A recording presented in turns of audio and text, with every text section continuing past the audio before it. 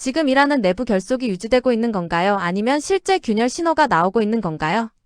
트럼프 대통령이 이란 측이 분열되어 있고 통일된 의견을 가져올 때까지 협상을 기다리겠다고 얘기를 했습니다. 분열되어 있다고 얘기를 했는데 이란 측에서는 또 얘기를 나오고 있죠. 온건파라고 하는 페제시키안 대통령도 분명히 검열을 받았을 겁니다만 의견 표시했습니다. 우리는 분열되어 있지 않다 얘기하고 외교부 장관 갈레바게 의장도 분열되어 있지 않다 얘기를 하고 있고 모스타바도 대독으로서 메시지 냈습니다. 우리는 분열되어 있지 않다. 당연히 분열되어 있지 않다고 얘기하겠습니다만 내부 결속이 잘 이루어지고 있느냐. 결속이라고 한다면 뭔가 좀 자발적으로 자신들이 우리가 뭉쳐야 한다고 생각하는 것 같지만 내부 결속보다는 권력을 혁명수비대 쪽에서 좀 독점하는 분위기가 아닌가 좀 그런 생각이 들어요. 그 전부터 대통령과 혁명수비대 총사령관 사이에 좀 갈등이 있었는데 대통령의 권한을 혁명수비대 총사령관이 침해한다는 얘기가 있었습니다.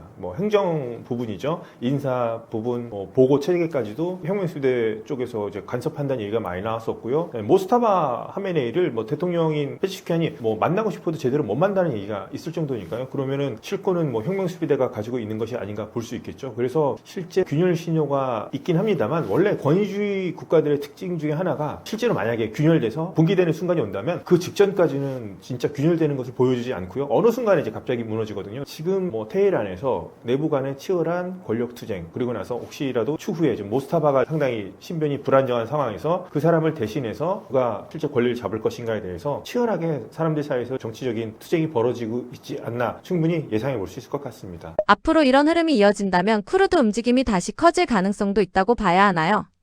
쿠르드족 같은 경우에는 지난번에 트럼프 대통령이 한 번은 카드를 꺼냈다가 다시 집어넣기도 했죠. 근데 쿠르드족 같은 경우에 무장 투쟁을 해서 독립을 하라는 세력도 있지만 많은 또 이란의 쿠르드족 사람들은 그런 것보다는 이란이라는 정체성을 가지고 있는 사람도 되게 많습니다. 제 친구도 그렇고요. 그런데 이스라엘이 계속해서 이란 체제를 무너뜨리는 방법에 대해서 계속 연구를 할 거라 했고 그 무너뜨릴 때까지 계속 전쟁을 계속 하겠다고 했는데 그렇다면은 소수민족을 이용해서 동원하는 방법 있을 수도 있을 것 같습니다. 쿠르드족을 이용할 수도 있을 거고요. 발로치라는 민족도 있습니다. 남동부 지역에 상당히 낙후된 지역인데요. 그쪽에 발로치라고 하는 민족도 분리 독립 의지가 강하죠. 하지만 저는 이거는 상당히 위험한 수단이라 생각합니다. 이란이라는 국가 하나의 이란이라고 하는 문명이라고 하는 거대한 정체성을 갖고 있는데 이렇게 소수민족을 통해서 갈라치기를 한번 해보려고 한다. 이거는 이스라엘이라든가 중동 질서 전체를 봤을 때 이건 오히려 불안을 키우는 거기 때문에요. 그게 성공할지 안 할지도 알 수가 없을 뿐더러 성공하더라도 이렇게 쪼개지게 된다면 그거는 중동 질서 전체에 안 좋다고 생각합니다. 많은 분들이 이스라엘은 이란이 잘 안 되길 바라기 때문에 쪼개길 바란다 이런 시각도 있는데요. 그렇지 않습니다. 이스라엘하고 이란 혁명이 전에는 친했습니다. 그리고 그 전에 고대 페르시아 때 아케메네스조 때 키루스 대왕이 유대인들을 포로로 잡혀 있었을 때 바벨론에서 풀어준 적도 있었거든요. 유대인과 페르시아인들 사이에 감정이 원래는 이렇게 나쁜 감정이 아니었습니다. 그렇기 때문에 소수민족을 이용해서 쿠르드족을 이용해서 내전을 일으킨다거나 하는 방법 아주 없을 수는 없겠습니다만 바람직하지도 않고요. 저는 그 방법을 쓸 것 같지는 않습니다. 만약에 쿠르드 변수를 사용한다면 주변국 저는 튀르키예가 가만 안 있을 것 같습니다. 지금 튀르키예는 그동안에 테러 단체로 지정했던 쿠르드족의 PKK라고 하는 단체와 지금 이제 휴전도 하고 평화 협상 모드로 가려고 하는데 갑자기 이웃 국가인 이란에서 쿠르드 문제가 불거지면 여기서도 갑자기 문제가 생길 수 있거든요. 그러면 이란 전쟁에 튀르키예가 개입할 수 있는 명분이 생길 수 있을 거고요. 자칫하면 이라크 내 쿠르드 자치 정부도 개입할 수 있을 겁니다. 이런 부분은 상당히 민감하고요. 주변 국가들까지 끌어들일 수 있는 상황이 되기 때문에 저는 쿠르드족이라든가 소수민족을 이용해서 이란을 한번 어떻게 뒤흔들어 보겠다는 이런 수단은 쓰지 않는 것이 바람직하다고 생각하고요. 성공할 확률도 저는 낮다고 생각합니다. 걸프 국가들은 이번 사태에서 어디까지 미국 편에 설 수 있을까요? 협상 찬성파와 반대파의 입장이 궁금합니다. 걸프 국가들은 상당 부분 많은 미국에 계속해서 이제 의존을 해왔고요. 이번에도 미국에 의존을 했습니다. 가장 좋은 방법은 우선 걸프 국가들은 하나하나가 너무나 사이즈가 작기 때문에 독자적으로는 못할 거고 걸프 국가들끼리 모여서 안보기구를 만들면 좋겠죠. 그러니까 걸프판 나토 같은 게 있으면 좋겠는데 그것도 이제 하기 힘드니까요. 걸프 국가들은 미국과 지금 상당 부분 많이 연계돼 있고요. 그래서 이번에 미군 기지가 있기 때문에 이란 측으로부터 많이 공격을 받았고 반대로 미군 기지 외에도 민간 시설까지 공격을 받았습니다. 그렇게 되므로 함으로써 오히려 이란에 대해서 적대적인 감정이 더 많이 생겼고 걸프 국가들이 더 뭉치는 계기가 됐다고 생각합니다. 걸프 국가들 사이도 별로 사이가 좋지는 않았거든요. 사우디와 아랍에미리트, 카타르 사이가 좋은 관계는 아닌데 이란으로부터 공격을 받으면서 뭔가 이제 하나가 뭉치게 됐는데 이란이 노렸던 건 그것 같아요. 너희가 미국 때문에 공격을 받았으니까 우리를 원망하지 말고 미국을 원망하길 바란다. 이런 식으로 원했던 것 같은데 오히려 역효과가 나고 있는 것 같습니다. 미국과의 어떤 안보 이런 체계 같은 거 갑자기 바꿀 수 없거든요. 무기 체계도 미국에 의존하고 있고 저는 당분간 걸프 국가들은 미국에 좀 더 의존을 할 것 같고요. 요번에 뭐 미국 때문에 공격을 많이 받았다고 하지만 미국이 패트리어트 미사일이라든가 요격 시스템을 통해서 이란의 드론하고 미사일도 많이 막아줬거든요. 대략 한 90%를 막아줬습니다. 미국이 10%가 이제 떨어진 것을 못 막았는데 미국 때문에 우리는 다른 나라로 갈아타겠다. 중국과 러시아 저는 이 중동에 와서 지금의 미국의 역할을 대신할 수 있을지 저는 그럴 의사도 없는 것 같고 그런 능력이 아직 중국과 러시아는 되지 않는다고 생각합니다. 그래서 당분간 걸프 국가들은 자신의 독자적인 안보 체제를 만들고 싶어 하겠지만 미국에 의존하는 수밖에 없을 것 같고요. 오히려 이스라엘과 현재 국교를 맺은 국가는 바레인과 아랍에미리트긴 하지만 비밀스럽게는 뭐 사우디와 카타르, 아랍에 이런 국가들 예전부터 이스라엘하고는 안보 협력해 왔습니다. 그래서 이스라엘과 걸프 국가들 간의 밀월 관계 같은 거 보이지 않는 곳에서 서로 간의 좀 안보 분야, 정보 분야에서 협력은 조금 더 늘어날 가능성이 커 보입니다. 이란은 지금 공격 범위를 어디까지 관리하려는 건가요?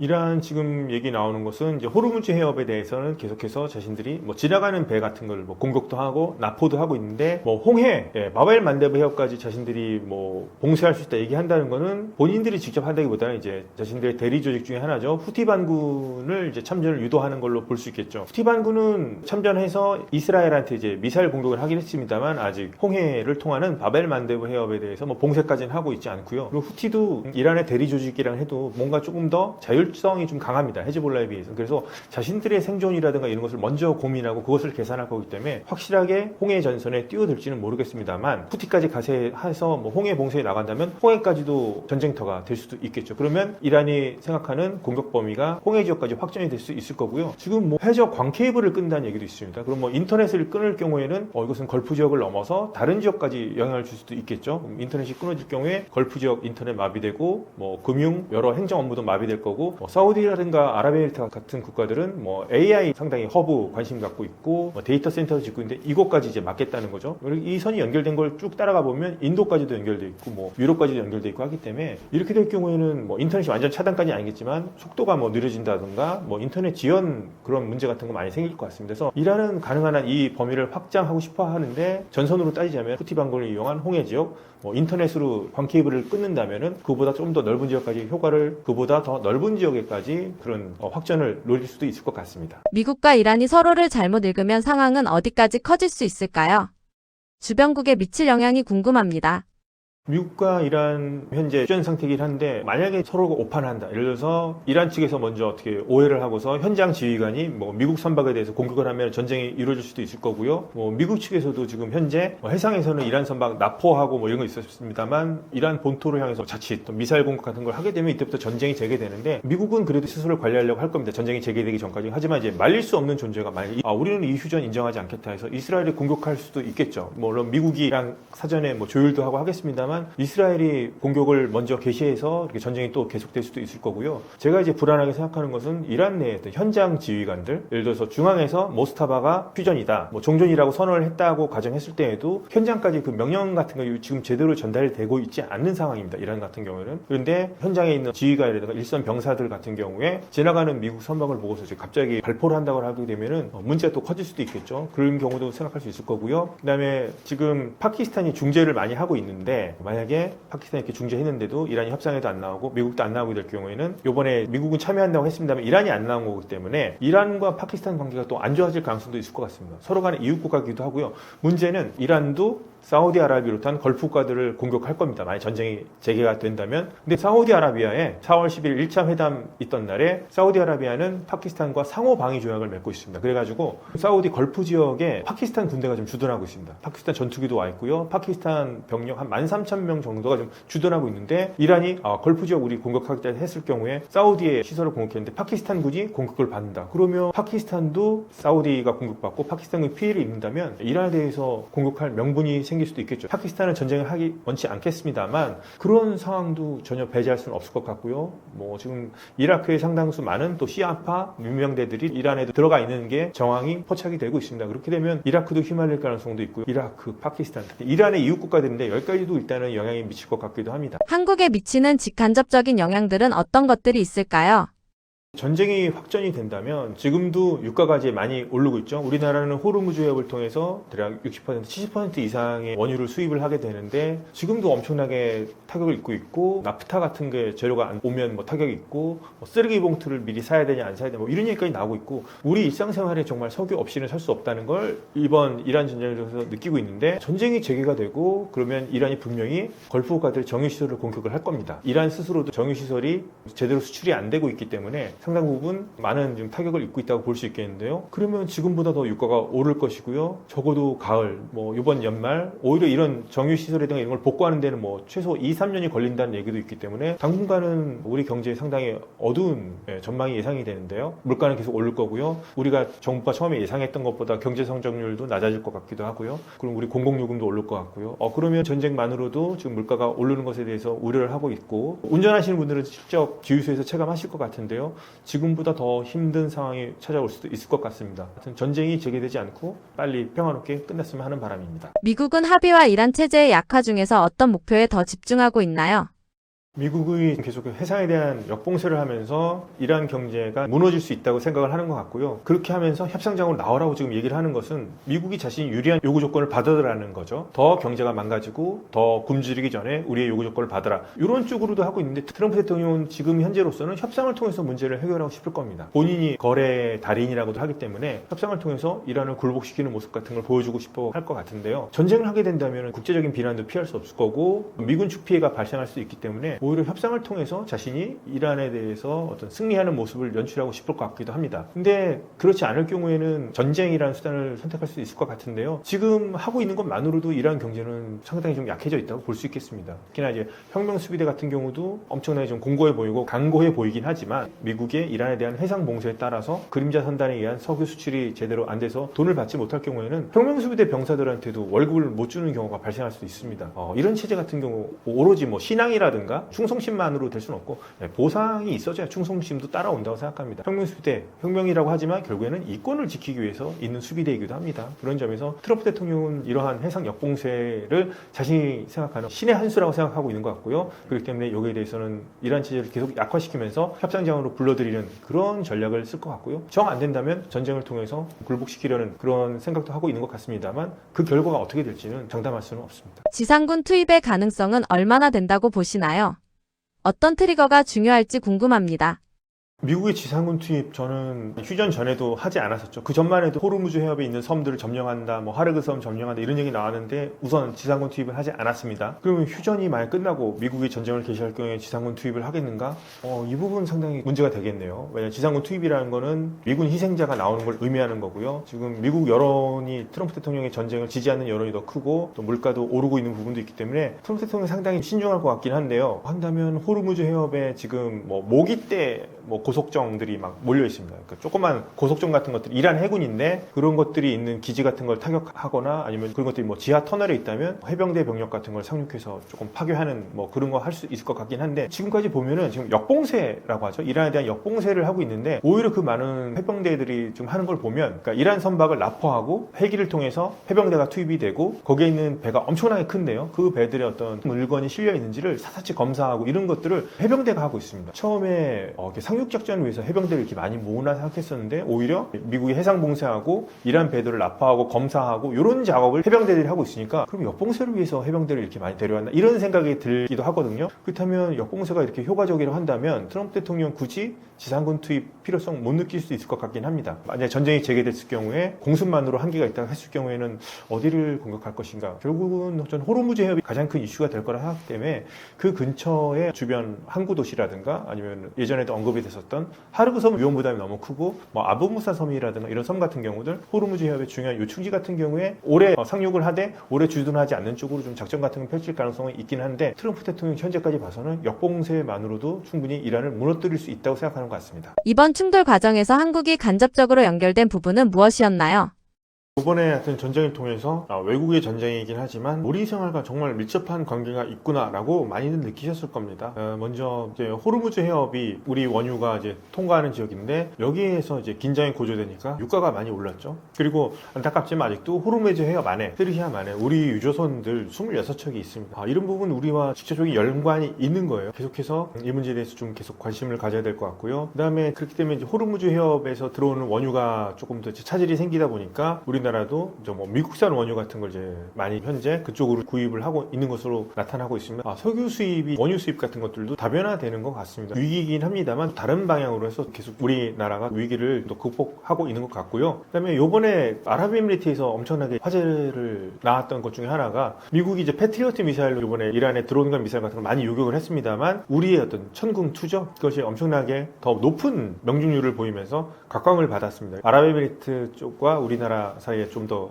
이 천궁2를 통해서 더 이제 관계가 또 밀접해지는 계기가 된 것 같기도 하고요. 그리고 이번에 미국 같은 경우에는 이제 자신들이 어떤 중동의 우선순위가 있기 때문에 이제 주한미군에 있는 전략물자 같은 것들이요, 전략자산 같은 것들을 중동으로 옮기는 그런 일들이 있었죠. 주한미군의 역할이 어떻게 된 것이냐라고 봤을 때 조금 더 이제 앞으로는 북한을 견제하는 것뿐만 아니라 전 세계 이제 미국이 자신들의 해외 미군 기지를 운용할 때 언제든지 우리 주한미군도 미국이 중시하는 그런 지역, 그러니까 위기에 있다고 생각하는 지역으로 언제든지 주한미군이 이제 옮길 수도 있겠구나 하는 그런 점들까지 고려해봐야 될 것 같습니다. 이번 이란 전쟁을 통해서 확실한 거는 이것은 남의 전쟁이라고 해서 우리와 전혀 상관없는 일이 아니라 우리의 생활, 경제 그리고 안보에도 영향을 미칠 수 있다는 점, 이번 전쟁을 통해서 확실히 드러난 것 같습니다. 중동 갈등에서 한국의 무기가 많이 쓰인 상황입니다. 미국의 전략이나 방산 이해와 부딪힐 가능성은 없을까요?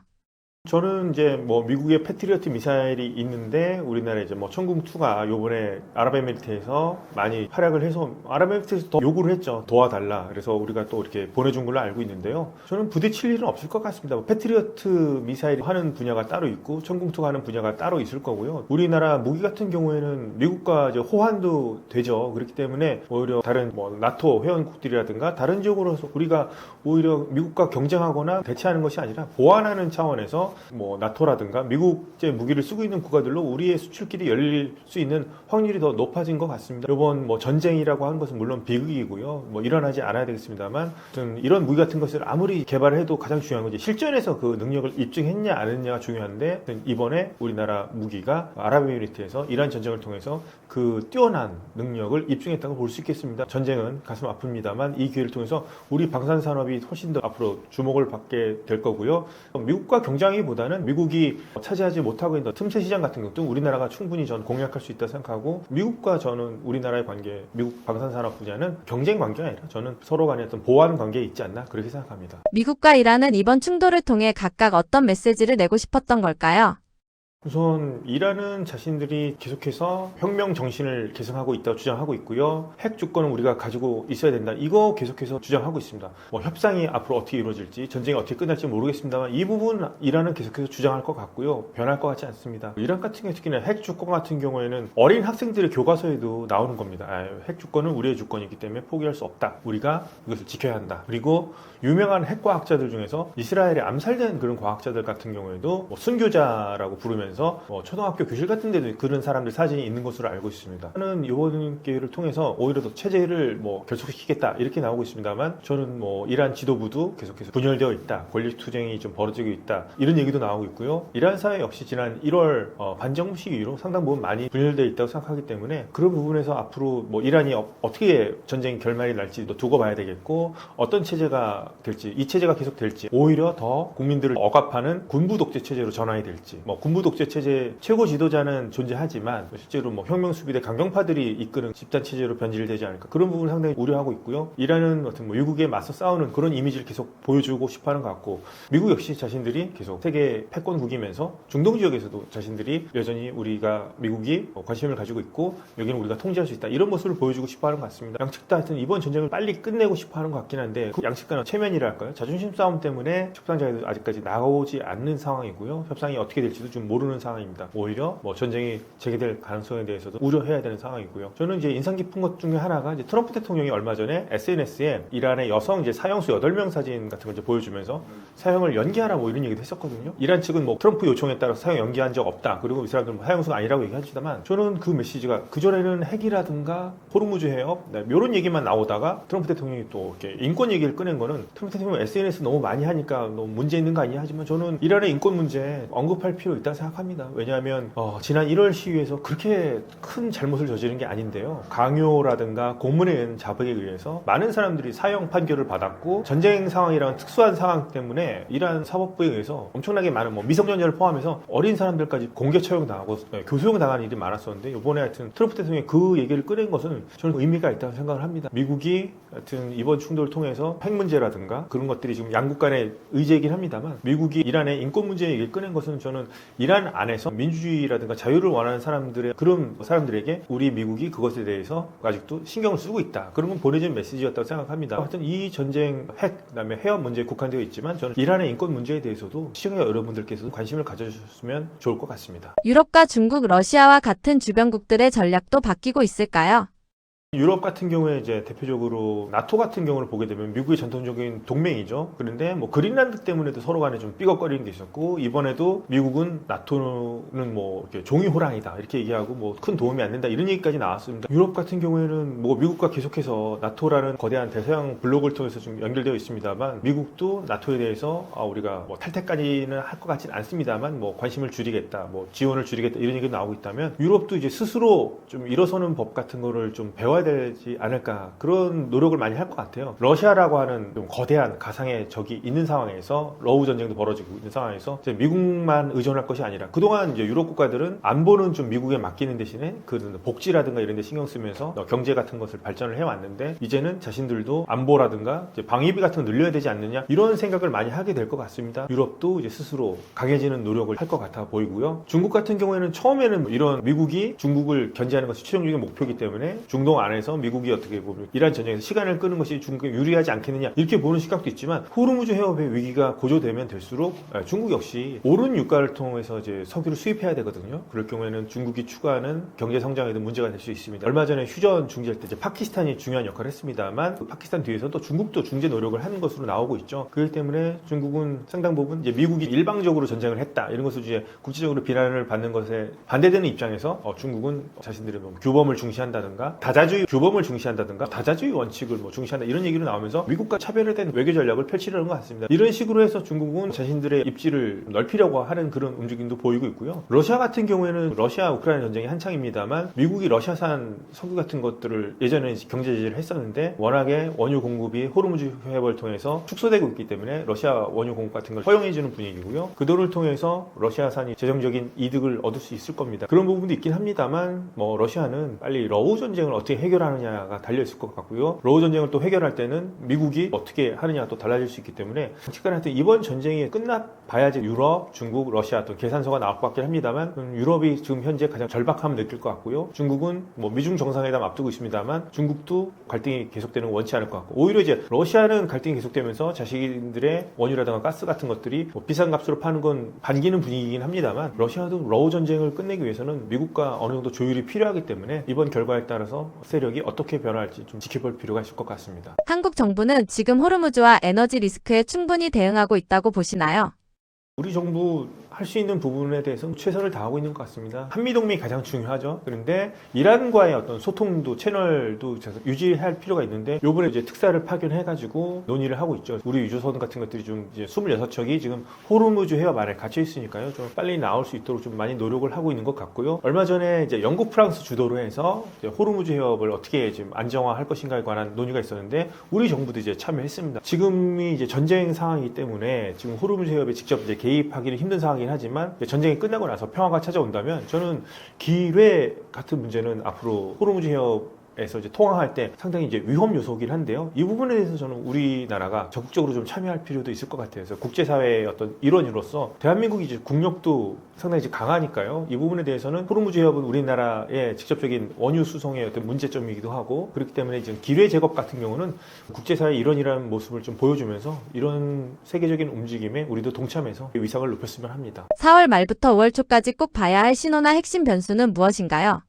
지금은 이제 협상이 있느냐 없느냐가 가장 중요할 것 같습니다. 협상을 통해서 전쟁이 끝나느냐 아니면 전쟁이 재개되느냐 이러면 얘기가 또 달라질 수 있거든요. 만약에 협상이 이루어진다면 양측 실무진들 사이에서 조율을 했다고 하니까요. 자신들의 제안을 가지고 만남을 가질지 그거 한번 지켜보면 좋을 것 같고요. 만약에 협상이 이루어지지 않는다면 그러면 전쟁일 텐데요. 그러면 전쟁이 될 경우에 어떤 식으로 또 전쟁이 전개될지 이스라엘이 먼저 할지 미국이 먼저 할지 아니면 이란이 먼저 선제 공격을 할지 이것도 지켜볼 필요가 있을 것 같고 그다음에 미국이 어느 정도 선까지 개입을 할지, 그러니까 지상군을 투입할지 아니면 계속해서 뭐 제한적인 공습을 할지 아니면 처음에 트럼프 대통령이 얘기했던 것처럼 민간 발전 시설이라든가 교량까지 막 폭파하면서 기시대로 돌려놓겠다 이런 얘기까지 했는데요. 그 정도까지는 안 할 것 같긴 합니다만 정말 트럼프 대통령이 거기까지 나갈지 아니면 전쟁이라고 하는 것은 하지만 해상 역봉쇄로서 경제적인 전쟁으로서만 또 한정 지을지 이런 것들까지도 계속 지켜볼 필요가 있을 것 같고요. 그다음에 이러면서 이란은 계속 저항을 하겠습니다만 이란 내에서 좀 지도부 안에서 또 어떤 변화가 있을 것이고 더 나아가서 이란 사회 안에서도 현 체제에 불만을 갖고 있는 사람들이 지금 총칼에 억눌려 있기 때문에 옴나오고 있습니다만 저는 임계점에 있는 것 같아요. 이란 전쟁 중이라도 혹시라도 이란 내부 안에서 시민들 사이에서 어떤 변화가 일어날지 이런 부분들 지켜보시면 좋을 것 같습니다. 안녕하세요. 고려대학교 아세안문제연구원 중동이슬람센터 연구위원 김동일입니다. 제가 번역한 책 우리가 몰랐던 혁명의 세계사도 많은 사랑 부탁드리겠습니다. 감사합니다.